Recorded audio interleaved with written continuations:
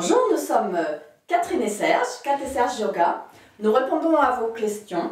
Question qui revient, beaucoup de personnes sont gênées par le masque. C'est d'actualité de porter un masque dans les lieux publics, dans les magasins, mais beaucoup de personnes sont gênées, ont une impression d'étouffement, de suffocation, voire même jusqu'au malaise. On a eu plusieurs élèves qui nous ont rapporté avoir fait des malaises légers, vraiment accommodés par le masque, qui donne une impression d'air chaud à l'intérieur du masque. Donc là, on va vous expliquer comment on respire avec un masque sans être gêné.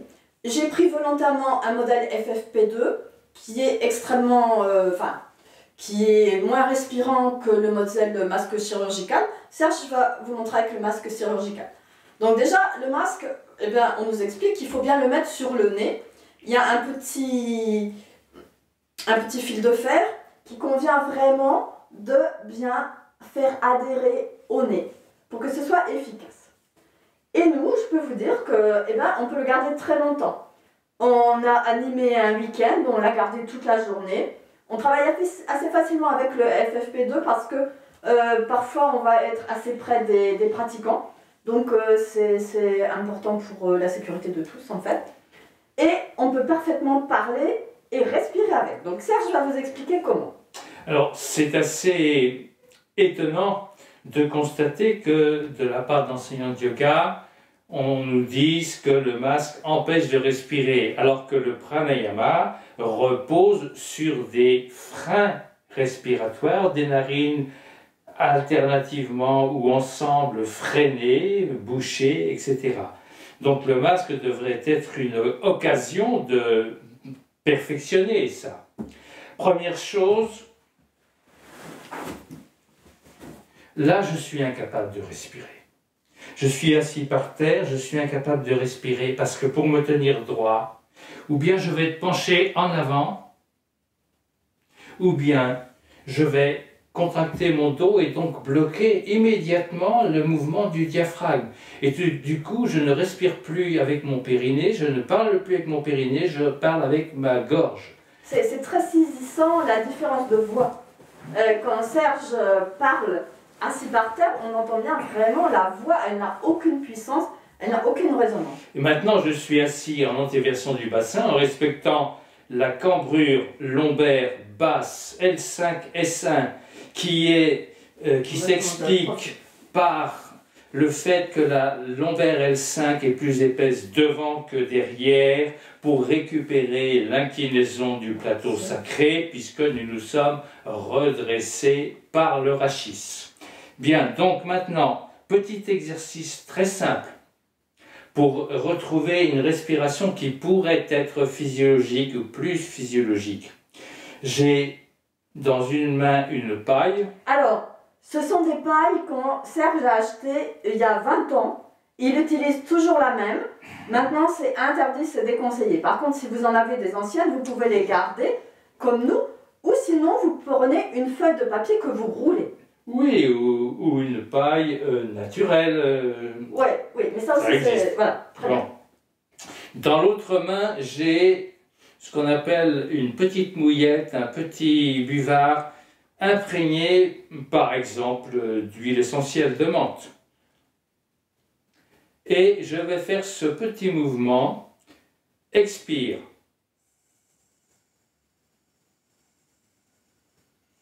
Dans la paille, sans aller jusqu'à vider au max, ça reste agréable, j'expire dans la paille. Oui, parce que quand on vide au max, ou quand on inspire au maximum, le corps a le réflexe de faire l'inverse immédiatement.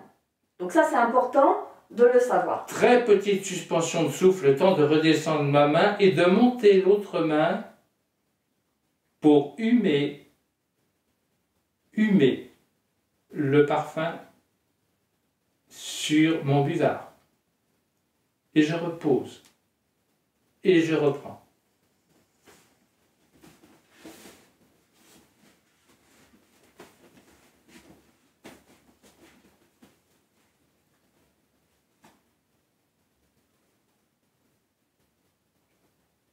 Remarquez bien que l'expire, comme dans Kapalabhati, part du bas vers le haut.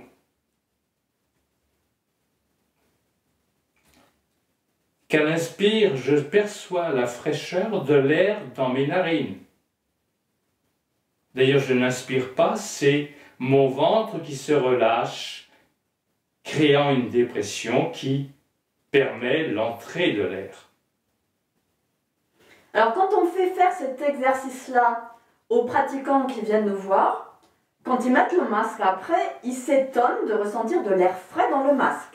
Et je vous assure que c'est la sensation que je peux avoir avec ce masque FFP2, qui est pourtant très, très filtrant, de sentir l'air frais et de ne pas m'étouffer avec de l'air chaud. Ça, c'est très important.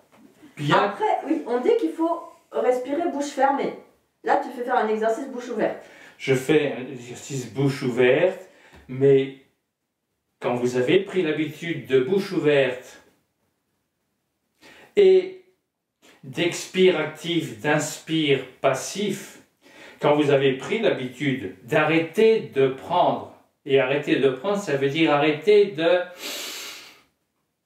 Je gonfle ici, mais du coup mon ventre s'est rentré, donc mon diaphragme est bloqué en position haute. Donc forcément qu'à l'expire suivant, je vais pousser sur mon ventre. Et je vais avoir une toute petite respiration et je vais être avide à nouveau de prendre de l'air très fort. Donc entraînez-vous, essayez. En fait, la respiration physiologique, ce serait Kapalabhati, très doucement. Mais on peut le faire avec le masque, hein, même Kapalabhati, doucement, en fait. Et l'inspire qu'on laisse se faire, comme dans Kapalabhati, sans s'en préoccuper.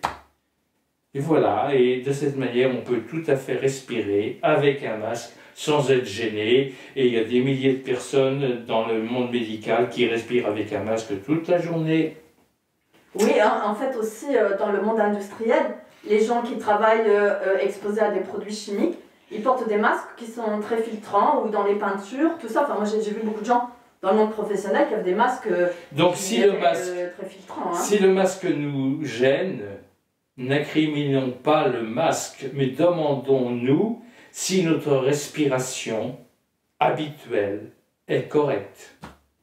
Même si nous sommes capables, parce que nous enseignons le yoga, de mettre notre respiration, quand on le décide, dans la concentration, là où on veut. Ça, c'est assez facile. Mais avoir une respiration physiologique, ou même aussi quand on parle, sentir son périnée qui bouge, parce qu'on parle en reliant le bas et le haut, le périnée et le reflex thoracique supérieur, ça c'est une autre paire de manches. Alors c'est important de transmettre ça.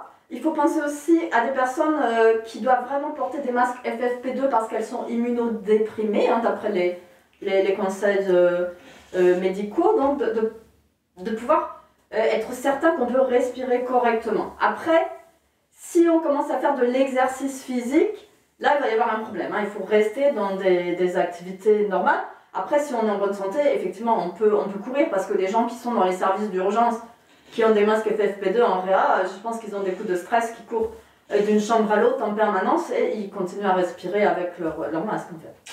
Voilà. Est-ce qu'il y a autre chose à ajouter? Bonne pratique. Voilà, bonne pratique. Pensez à vous abonner pour ne manquer rien de nos prochaines vidéos. Et ben, c'est moi qui vais éteindre la caméra vite fait.